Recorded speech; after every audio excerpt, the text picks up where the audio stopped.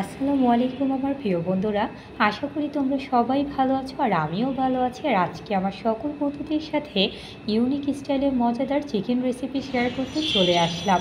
Chicken তো আমাদের সকলেরই পছন্দের খাবার, বিশেষ করে হচ্ছে বাচ্চাদের ফেভারিট মিট হচ্ছে এই চিকেন। আসলে যে কোনো রান্নার লুকসের উপর ডিপেন্ড করে আমাদের সকলের খাবারের চাহিদা। যে খাবারটা যত বেশি দেখতে সুন্দর আর লোভনীয়, সেটা খেতেও কিন্তু সত্যি সত্যিই অসাধারণ লাগে। তাই আজকে আমার সকল বন্ধুদের সাথে ধনেপাতা দিয়ে আমার মায়ের হাতের অসাধারণ স্বাদের এই মজাদার চিকেন রেসিপিটি শেয়ার করতে চলে আসলাম। আশা করি আমার বন্ধুদের কাছে রেসিপিটি অনেক অনেক ভালো লাগবে। আর মা এখন ধনেপাতা চিকেনটা রান্না করার জন্য ফ্রাই প্যানে সয়াবিন তেল অ্যাড করে দিচ্ছে। আর তেলটা ভালো মতো গরম হয়ে আসছে, এখন এলাচ আর দারচিনি দিয়ে দিচ্ছে। এলাচ আর দারচিনিটা ভালো করে গরম করে নিচ্ছে। আর ভালো মতো গরম হয়ে আসলে এখন মা বেশি করে পেঁয়াজ কুচি দিয়ে দিল, দিয়ে ভালো করে নাড়াচাড়া দিয়ে পেঁয়াজটা লাল করে নিচ্ছে। আর পেঁয়াজটা অল্প একটু লাল হয়ে আসলে এখন হচ্ছে মা আগে থেকে ধুয়ে রাখা এই চিকেনগুলো ছেড়ে দিচ্ছে আস্তে আস্তে। আর এই চিকেন দিয়ে ধনেপাতার রেসিপিটা খেতে এতটাই অসাধারণ লাগে বন্ধুরা, তোমরা বাসায় একবার ট্রাই না করলে বুঝতেই পারবে না। তাই তো আমার বন্ধুদের সাথে আমার মায়ের হাতের সব মজার মজার রেসিপিগুলো শেয়ার করতে চলে আসে। আর মাংসটা অলরেডি হচ্ছে মা তেলে ভেজে নিল ভালো করে। আর যেহেতু স্পাইসি রান্না করবে তাই মরিচ আর হলুদের গুঁড়া অল্প একটু পানি দিয়ে দিল মাংসগুলো কষানোর জন্য। এখন মা ভালো করে নেড়ে চেড়ে মশলাটার সাথে কষিয়ে নিচ্ছে মাংসগুলো। আর সাথে দিয়ে দিচ্ছে বেশি করে আদা বাটা রসুন বাটা, কারণ মাংস রান্নাটাতে আদা বাটা রসুন বাটা দিলে দারুণ একটা ফ্লেভার হয়। আর সাথে দিয়ে দিচ্ছে পরিমাণ মতো লবণ, দিয়ে ভালো করে নাড়াচাড়া করে নিচ্ছে।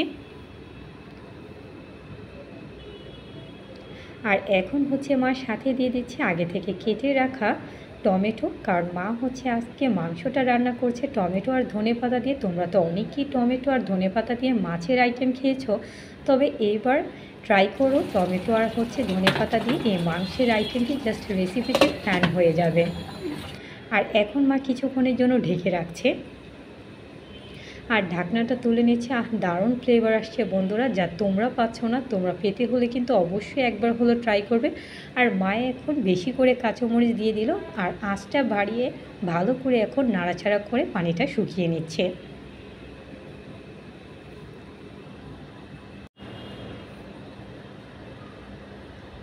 আস্তে আস্তে দেখতেই পাচ্ছ বন্ধুরা, মাংসটা একদমই কষানো হয়ে আসছে আর আস্তে আস্তে তেল ছাড়তে শুরু করে দিয়েছে।